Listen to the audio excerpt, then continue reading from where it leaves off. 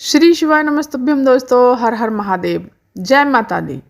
आप सभी को पता है दोस्तों कि नवरात्रि के बहुत ही प्यारे से दिन और अच्छे दिन चल रहे हैं। माता रानी आपकी सारी मनोकामनाएं इन दिनों में पूरा करेंगी। दोस्तों, ये आज का जो उपाय है बहुत ही विशेष और बहुत ही खास उपाय है। जो अब मेरी माताएं बहनें हैं उनके लिए तो बहुत ही खास उपाय है। केवल और केवल 7 हरी चूड़ियों वाला उपाय। आप जो मांगोगे माता रानी से वो सब कुछ आपको मिलेगा। अब अगर आपके परिवार में सुख शांति नहीं है तो इस उपाय को करने से आपके परिवार में वापस से खुशियां आ जाएंगी और आपकी सारी मनोकामनाएं, जो विशेष मनोकामना है, कैसी भी मनोकामना हो, वो पूरी जरूर ही जरूर होगी। तो दोस्तों, इस वाले उपाय को इसलिए कहते हैं कि करना भूलना नहीं है। पूज्य गुरुदेव की कथा सुनकर के और समझ करके बहुत ही अच्छे से और विस्तार से समझाऊंगी, आपको बताऊंगी। अगर कोई भी बात आपकी समझ में ना आए तो आप कमेंट करके मुझे पूछ लीजिए। और दोस्तों, अगर चैनल पर नए आए हैं तो चैनल को सब्सक्राइब कर दीजिए और वीडियो को लाइक कर दीजिए। और दोस्तों, कमेंट में श्री शिवाय नमस्तुभ्यम लिखना ना भूलिएगा और माता रानी का नाम भी लिख दीजिएगा और आप जय माता दी भी लिख सकते हैं। इस पूरे वीडियो में दोस्तों हम सिर्फ 2 उपायों के बारे में बात करेंगे जो ना कि आपको मनोकामना को ही पूर्ति करेगा बल्कि आपके परिवार में धन वैभव संपदा को बढ़ाएगा और सुख शांति लेकर के आएगा और आपके परिवार में खुशियां भी आएंगी। चलिए सबसे पहले बात कर लेते हैं हम लोग पहले वाले उपाय की। जो भी माताएं बहनें हैं जिनकी कोई कामना है, जो कि विशेष कामना है और आपकी जो दिल की इच्छा है जो काफ़ी समय से है और वो आपकी पूरी नहीं हो रही है, या कोई विश है जो काफ़ी समय से आप प्रयास कर रहे हैं फिर भी पूरी नहीं हो रही है, तो माता रानी का ये वाला उपाय दोस्तों बहुत ही अच्छा और अचूक उपाय है। आप इस उपाय को जरूर करके देखिएगा। 7 हरी चूड़ियों वाला उपाय, ये आपकी इच्छा पूर्ति के लिए होगा।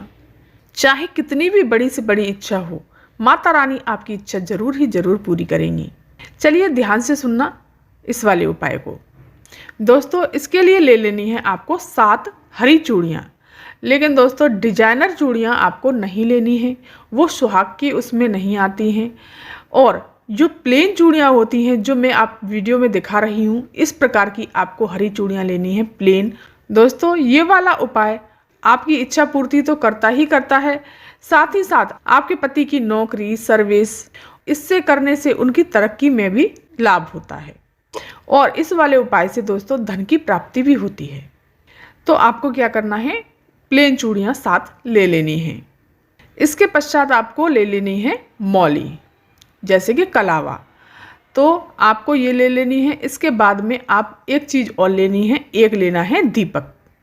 अब इस दीपक में आपको क्या करना है, 2 बाती लगानी है। अब 2 बाती, सवाल ये उठता है कि कैसी लगानी है। दोस्तों, इस दीपक में आपको लंबी बाती नहीं लगानी, 2 बाती लगानी है गोल। एक ही दीपक में 2 बाती लगा दीजिए और उसमें गौ माता का घी भर देना है आपको। एक दीपक, 7 चूड़ियाँ और मौली, ये सभी चीज़ों को लेकर के आपको पहुंच जाना है बेलपत्री के पेड़ के नीचे। और दोस्तों, अगर आपको कोई पूजा पाठ करनी है बेलपत्री के नीचे, जो भी पूजा पाठ करनी है, चंदन, फूल, रोली, जो भी ले जाना है वो भी आप अपनी थाली ले जा सकते हैं। और वहां पहुंच करके आपको सबसे पहले बेलपत्री के नीचे जो पूजा का स्थान है, आप जहां बैठेंगे वहां पर साफ करना है। उसके पश्चात वहां पर बैठ जाना है और वो जो दीपक लेके गए हो 2 बाती का, वो एक शिव शक्ति के नाम से वहां पर प्रज्वलित कर देना है। और उस दीपक के नीचे आसन देने के लिए, दीपक के नीचे आसन दिया जाता है दोस्तों, तो उसके नीचे आप चावल ले जाइए थोड़े से, या गेहूं के दाने, या फूल पत्ती, जो भी हो, उसके नीचे आसन देने के लिए आप उस दीपक को उस पर रख दीजिए और शिव शक्ति नाम से उस दीपक को प्रज्वलित कर दीजिए। उसके पश्चात आपको जो भी पूजा पाठ करना है वो कर लीजिएगा। अब ध्यान दीजिएगा दोस्तों, बहुत ही ध्यान से सुनने वाली बात है कि वो मौली और 7 चूड़ियों का कैसे और क्या करना है। जो मौली है उसको, वो 7 चूड़ियाँ हैं उसमें पिरो लेनी है मौली में, और फिर आपको मौली से और जो चूड़ियाँ उसमें पिरो दी हैं उसको पूरे पेड़ से, जैसे पीड़ से, जो है जो पेड़ की जो पीड़ होती है पूरी, उससे उस धागे को, मौली को बांध देना है। और उस धागे में आपको 7 गांठें लगानी हैं। गांठें बांध करके फिर वहीं पर बैठ जाना है और शिव शक्ति से, माता पार्वती जी से और भोलेनाथ से प्रार्थना करनी है, मेरी ये मनोकामना है काफ़ी समय से पूरी नहीं हो रही है, हे देवादिदेव महादेव मेरी इस मनोकामना को पूरा जरूर करें। और हो सके तो दोस्तों 1 लोटा शुद्ध जल पेड़ की जड़ में समर्पित कर देना। मात्र छोटा सा उपाय है दोस्तों, आपकी सारी मनोकामनाएं, सारी विशेष पूरी हो जाएंगी। पूज्य गुरुदेव ने ये उपाय बहुत ही नया और अच्छा और अचूक उपाय बताया है, बहुत ही खास उपाय है दोस्तों। इस उपाय को आप जरूर ही जरूर कीजिएगा। अब बात कर लेते हैं दूसरे वाले उपाय की।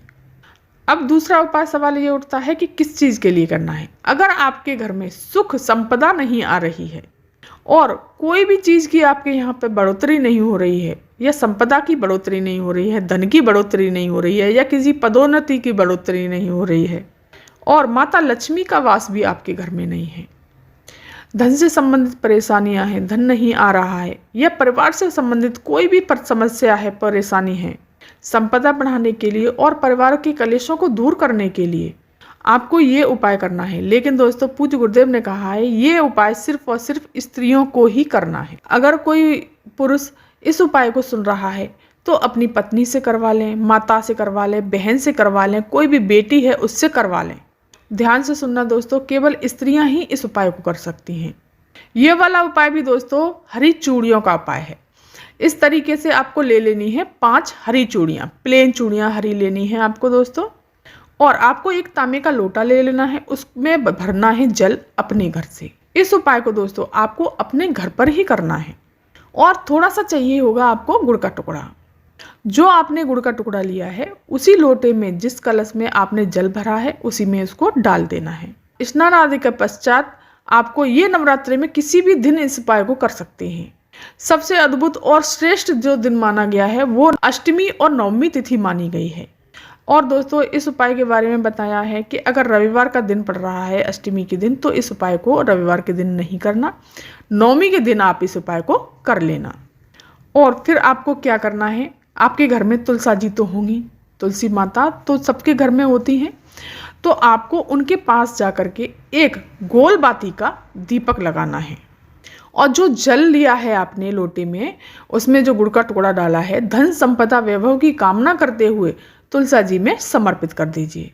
और प्रार्थना करना कि हे माता रानी, मैं आपको गुड़ का मीठा जल समर्पित कर रही हूँ, आप मेरे घर में सुख संपदा इसी तरीके से लाती रहें और परिवार में हमेशा मिठास होती रहे और कभी भी कोई कलेश ना रहे, सुख संपत्ति हमेशा बरकरार बनी रहे और धन की आवक माता रानी हमेशा होती रहे। मीठा जल चढ़ाने का दोस्तों यही होता है कि घर में सुख शांति और समृद्धि आए।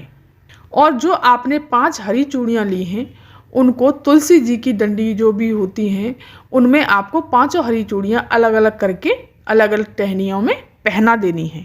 आपको उनके पास रखना नहीं है दोस्तों, उनको पहना देनी है। एक इधर टहनी पे पहना दी, एक इधर टहनी पे पहना दी, इस तरीके से आपको वो चूड़ियाँ पहना देनी है।